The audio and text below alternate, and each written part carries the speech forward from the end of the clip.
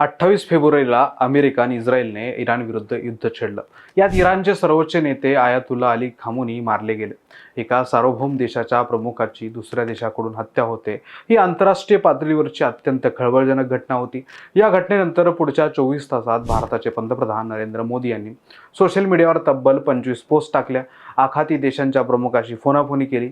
पण आपला ऐतिहासिक आणि अत्यंत जुना मित्र असलेल्या इराणच्या बाबतीत मात्र त्यांनी चकार शब्दही काढला नाही.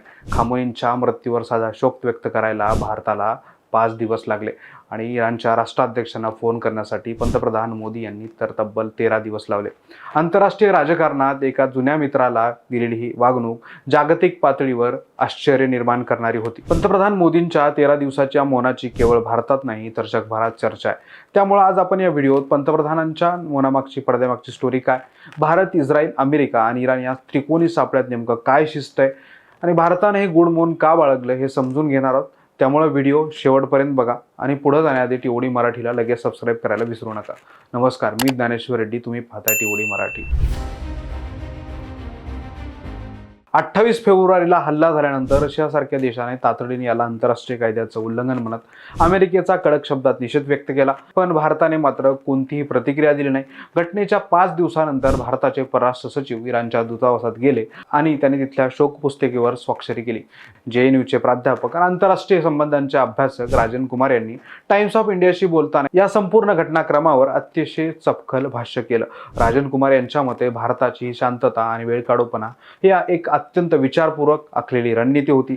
भारताचे सध्याचे आर्थिक आणि सामरिक हितसंबंध इराणपेक्षा अमेरिकेशी जास्त जोडलेले आहेत. म्हणूनच आंतरराष्ट्रीय कायद्याचं सर्रास उल्लंघन होऊनही भारताने या हत्येचा कडक निषेध करण्याऐवजी केवळ 5 दिवसांनी जुजबी शोक व्यक्त करणं पसंत केलं. भारत आणि इराण हे दोन्ही देश ब्रिक्स या आंतरराष्ट्रीय गटाचे सदस्य आहेत.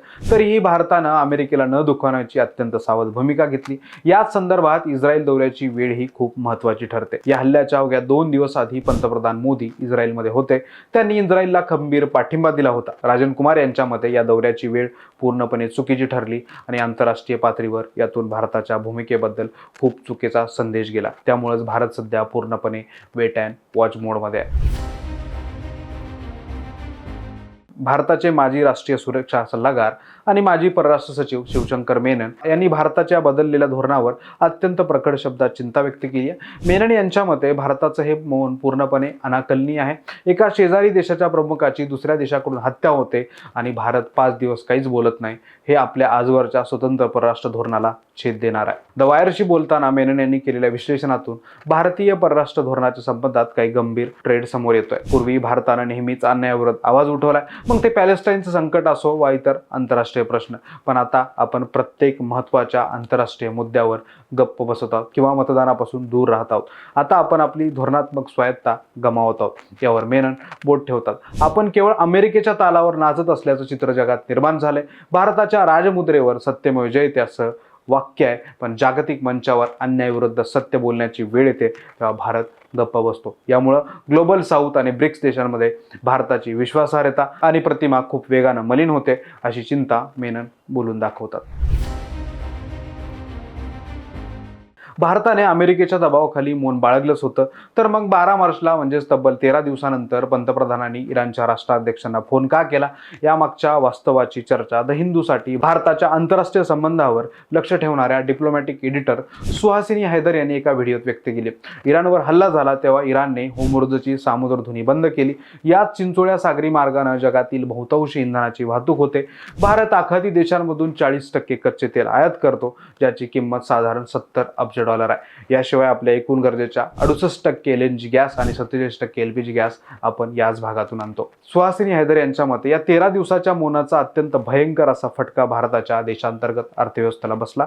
इराणने हा मार्ग रोखून धरल्यामुळे तिथे तब्बल 160 जहाजं अडकून पडली. चीन आणि बांगलादेश सारख्या देशांनी तटस्थ भूमिका घेतल्यामुळे इराणने त्यांची जहाजे सोडून दिली. पण अमेरिकेच्या बाजूने झुकलेल्या भारताची 24 इंधनाची जहाजं आणि तब्बल 800 पेक्षा जास्त भारतीय खलाशी तिथंच अडकून पडले.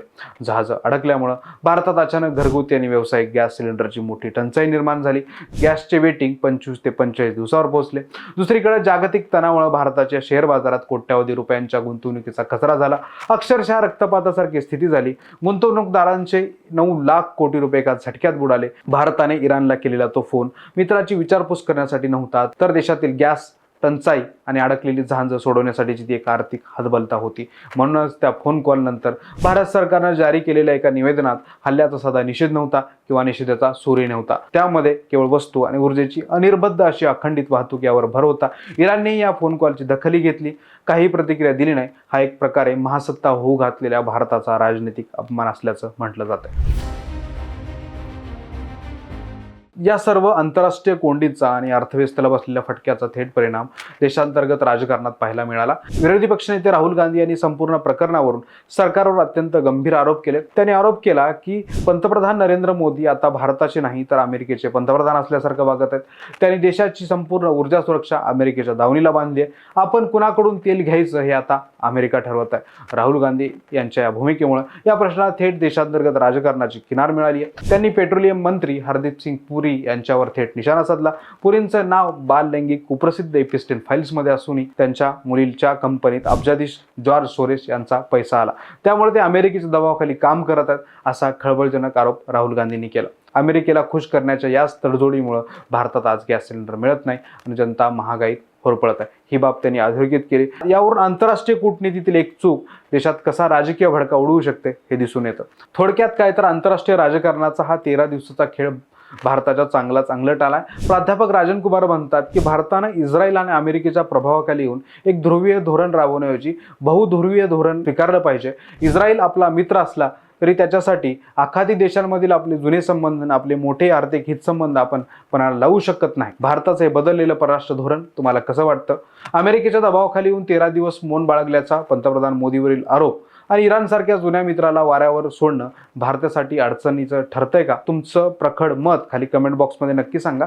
टीओडी मराठीवरील हे सखोल आणि निर्भीड विश्लेषण तुम्हाला आवडलं असेल तर हा व्हिडिओ लगेच लाईक करा आणि मित्रमंडळींना जास्तीत जास्त शेअर करा. आंतरराष्ट्रीय घडामोडीच्या अशा सोप्या आणि विश्लेषणात्मक माहितीसाठी चॅनलला सबस्क्राईब करायला विसरू नका.